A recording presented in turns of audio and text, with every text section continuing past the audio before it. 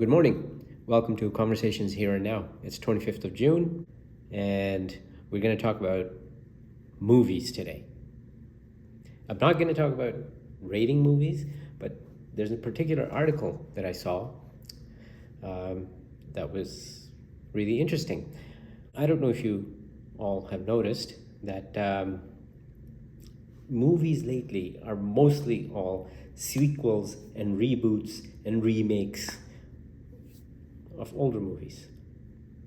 It feels as though sequels and reboots have taken up a large chunk of film and TV, leaving very little room for new and original stories to get made for the screen. So, Hollywood always loves producing sequels and remakes now. And it's been this way for decades. While some sequels, this is from fsunews.com, while some sequels have been successful with audiences, critics, and at the box office, they are few and far between. It can be okay sometimes, but at some point, an original idea for a movie would be nice. I am 61 years old, so I remember the days in the 70s and 80s, late 70s, mid 70s, late 70s, early 80s, when movies came out and they weren't remakes and reboots of other movies. The majority of 2024 biggest films were sequels, remakes, and reboots. The top 5 highest grossing films at the box office worldwide were Inside Out 2, Deadpool and Wolverine, Despicable Me 4, Moana 2, and Dune Part 2. And actually, Dune Part 2 was really good. So if you look at even the top 10 films of 2024, all but one film, Wicked, which was good, is based on previously established material already. So why does Hollywood do this? And actually, even the other big nation that makes big movies is Bollywood. And even Bollywood is heavily into that now, making sequels after sequels after sequels.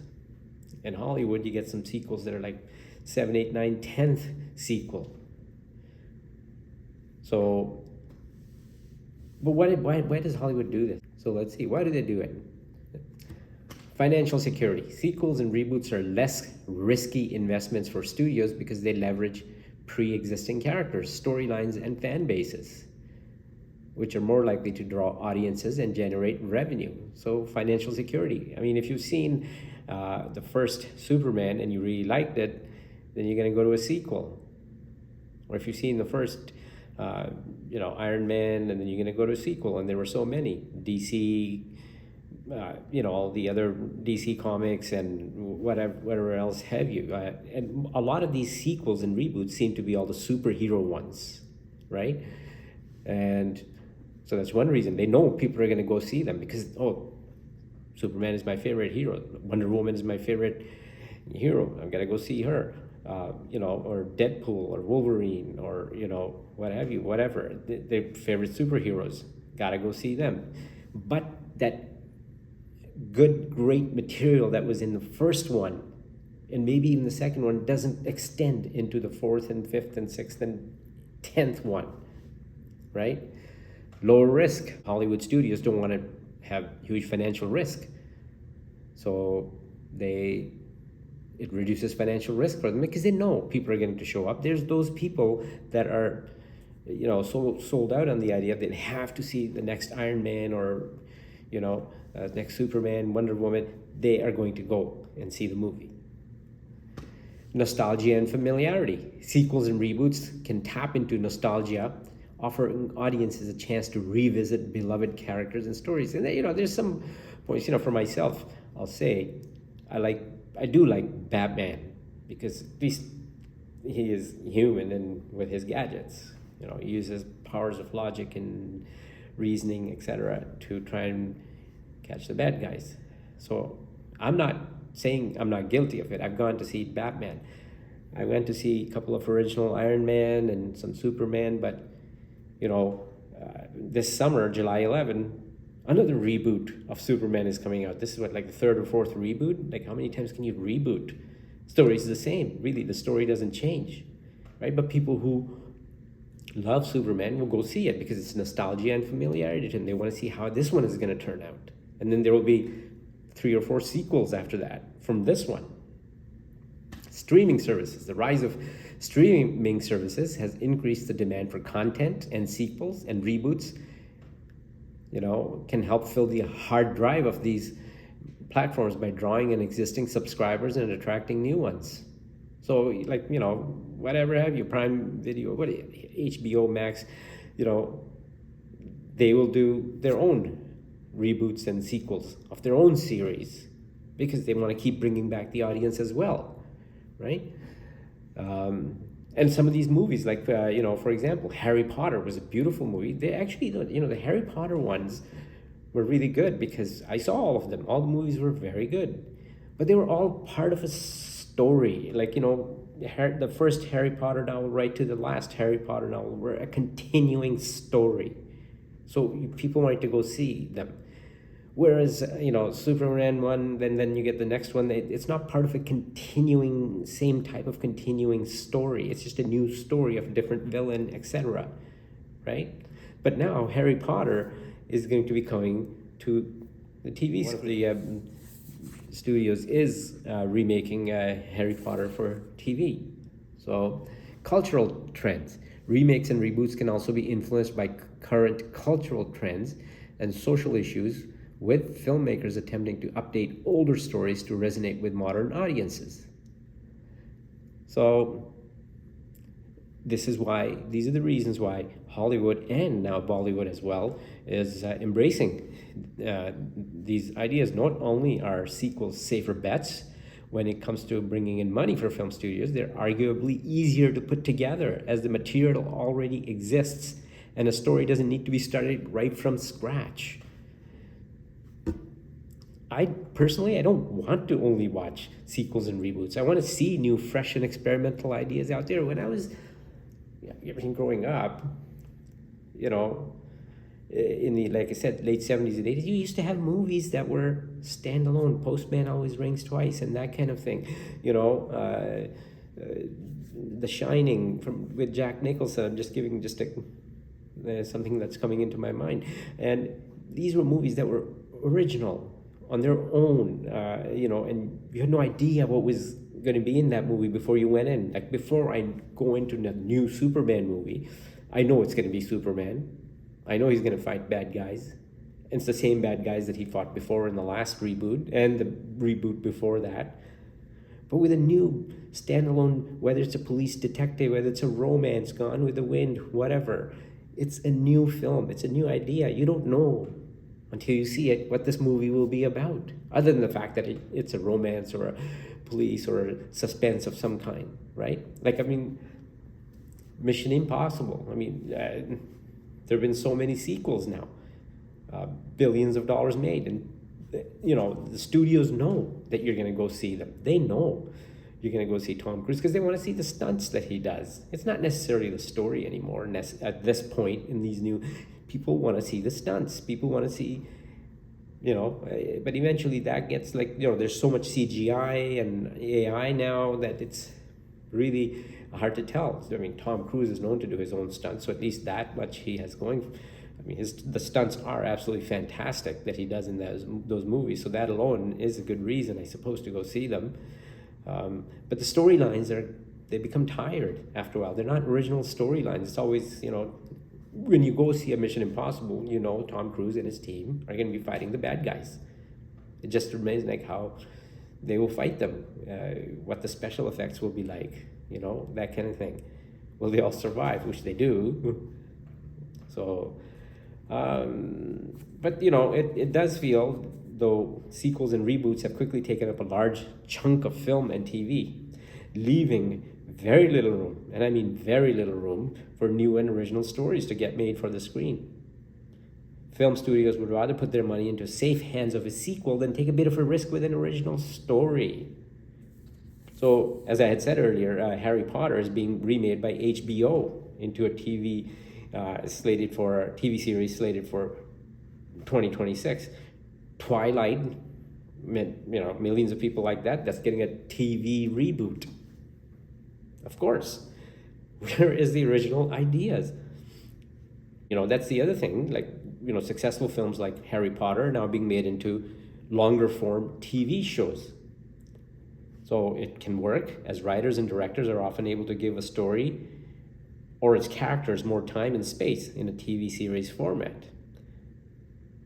But it also risks alienating viewers if they feel as though a series is somehow canceling or rewriting the original film. A lot of times people don't they watch the film on a big screen in the cinema hall, movie theater, and then this new TV series comes out, and they're not necessarily happy with that. And the original characters that they saw in these movies on the cinema screen may not be there in the TV version of it.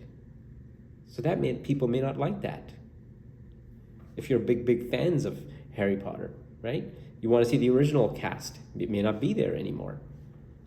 And would the story hold the same punch as it did on the big screen?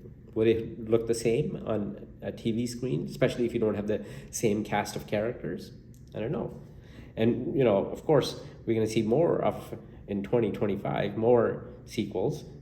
Mission Impossible, that's already come. Avatar has come, Avatar, Freaky Friday. And even, I've heard that, of course, Dirty Dancing has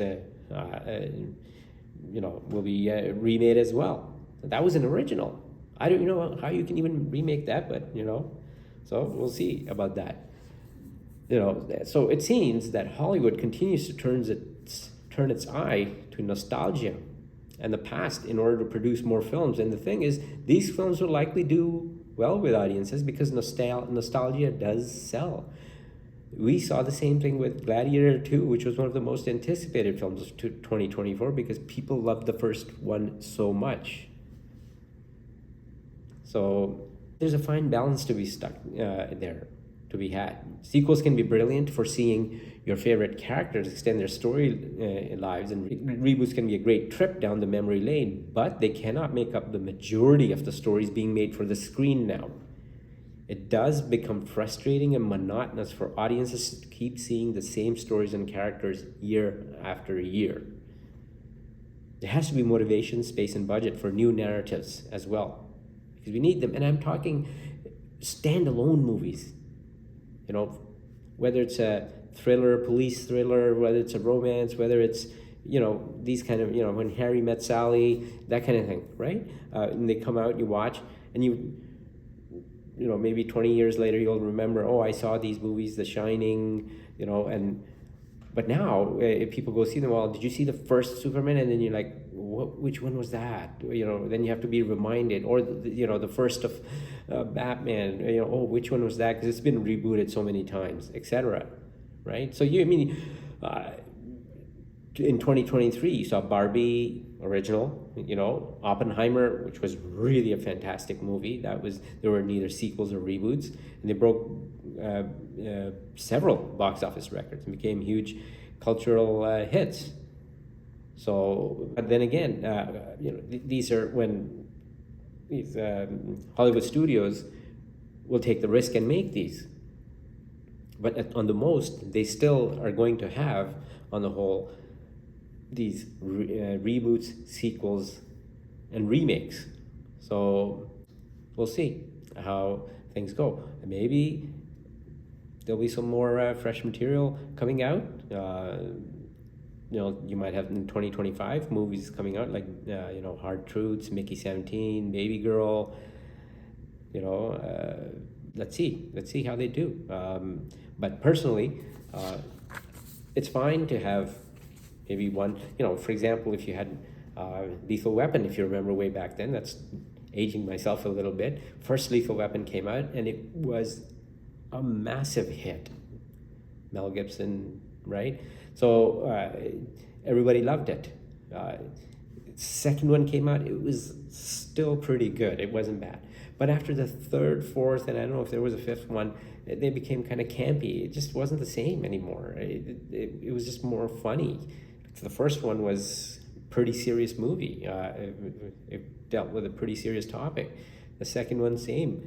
But third, fourth, and after ones after that, they just weren't as serious anymore. So this is what happens when you have, sequel after sequel after sequel of a movie. People, and I know people get tired, and people have grown up, I think, in the last 15, 20, 25 years, where they just expect sequels and reboots and remakes. People don't expect, or don't have that appreciation anymore for a new movie that's a standalone that's coming out.